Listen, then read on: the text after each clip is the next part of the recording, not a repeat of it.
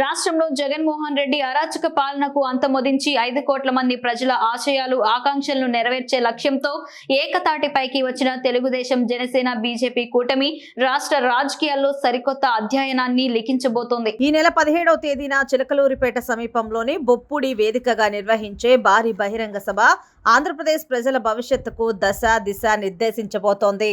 నభూతో నా భవిష్యత్ అనే విధంగా బొప్పుడిలో నిర్వహించబోయే సభ ప్రాంగణం వద్ద టీడీపీ జాతీయ ప్రధాన కార్యదర్శి నారా లోకేష్ బుధవారం ఉదయం 9:32 భూమి పూజ చేసి ఏర్పాట్లకు శ్రీకారం చుట్టారు. ప్రాంగణం వద్ద పనులను ప్రారంభించారు. పొత్తు కుదిరిన తరువాత నిర్వహిస్తున్న మొదటి సభ కావడంతో 3 పార్టీలు ప్రతిష్టాత్మకంగా తీసుకున్నాయి.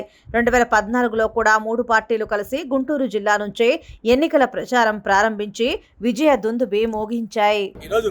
రాష్ట్రానికి భవిష్యత్తు ఇవ్వడం కోసం, రాష్ట్ర ప్రజలకు భవిష్యత్తు ఇవ్వడం కోసం, 20 లక్షల మంది ఉద్యోగ ఉపాధి అవకాశాలు ఇవ్వడం కోసం ఈరోజు మీ ముందుకు ప్రజల ముందుకు వచ్చిన 3 పార్టీలు ప్రజలు ఖచ్చితంగా ఆశీర్వదించి భారీ మెజారిటీతో 167 సీట్ల పైన ఈ కూటమి గెలుచుకోబోతా ఉంది.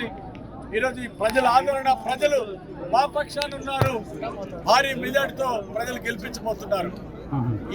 ఈ సభకి అన్ని ప్రాంతాల నుండి పెద్ద ఎత్తున తరలిరావడానికి తెలుగుదేశం పార్టీ కార్యకర్తలు, జనసేన కార్యకర్తలు, బీజేపీ కార్యకర్తలు అందరూ కూడా పెద్ద ఎత్తున తరలి వస్తారు. ఈ సభని విజయవంతం చేయబోతా ఉన్నారు.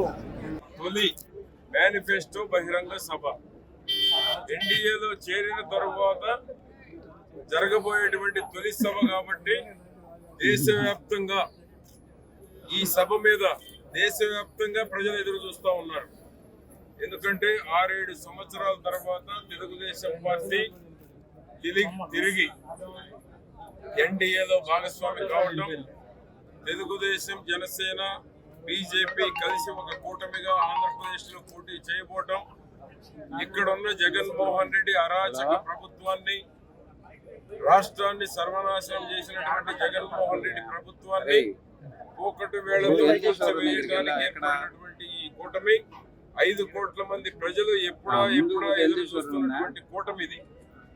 బీజేపీలో చేరాలని ఎప్పటి నుంచో రాష్ట్ర ప్రజలు ఎదురు చూస్తూ ఉన్నారు. కేంద్ర సహకారం లేని రాష్ట్రం అభివృద్ధి కాదు. రాష్ట్రాన్ని పునరంకితం, పునర్నిర్మాణం చేయాలి అంటే తెలుగుదేశం, జనసేన, బీజేపీ కలవాల్సిన అవసరం ఉందనేటువంటి రాష్ట్ర ప్రజలు గమనించారు, గుర్తించారు.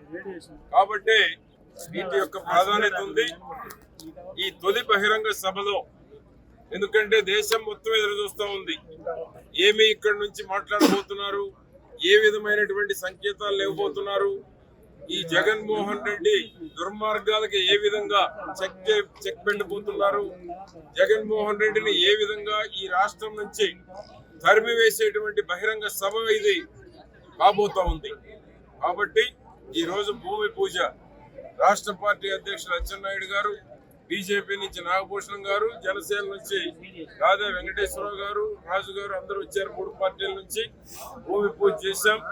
17వ తేదీ నాటికి అన్ని హంగులతోటి లక్షలాది మంది ప్రజలు 175 నియోజకవర్గాల నుంచి 3 పార్టీల నుంచి పాల్గొనబోతా ఉన్నారు.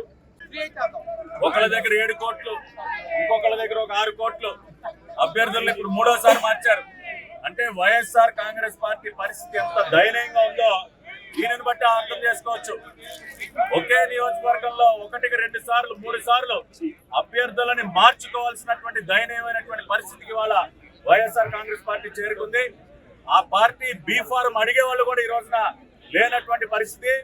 వైనాట్ 175 విర్రవీగినటువంటి జగన్మోహన్ రెడ్డికి వాళ్ళ వైనాట్ పులివెందుల అని చెప్పి ఇవాళ రాష్ట్ర ప్రజలందరూ కూడా సవాల్ చేస్తూ ఉన్నారు. కాబట్టి జగన్ రెడ్డి ఈ కథ మొత్తం కూడా అంతమైనటువంటి పరిస్థితి. 5 సంవత్సరాలుగా ఒక సైకోలాగా తయారై ఏ రకంగా రాష్ట్ర ప్రజలు అనేక ఇబ్బందులు పాలు చేశావో ఇవాళ వాళ్ళకి మన భారత రాజ్యాంగం అందించినటువంటి అతి పవర్ఫుల్ బటన్, నీలాగా ఉత్తుత్తి బటన్ కాదు అది. భారత రాజ్యాంగం కల్పించినటువంటి అత్యంత పొదునైనటువంటి పవర్ఫుల్ బటన్ ని రాష్ట్ర ప్రజలు నొక్కబోతా ఉన్నారు. ఆ బటన్ ద్వారానే నిన్ను బంగాళాఖాతంలో కూడా విసిరైపోతా ఉన్నారు జగన్మోహన్ రెడ్డి.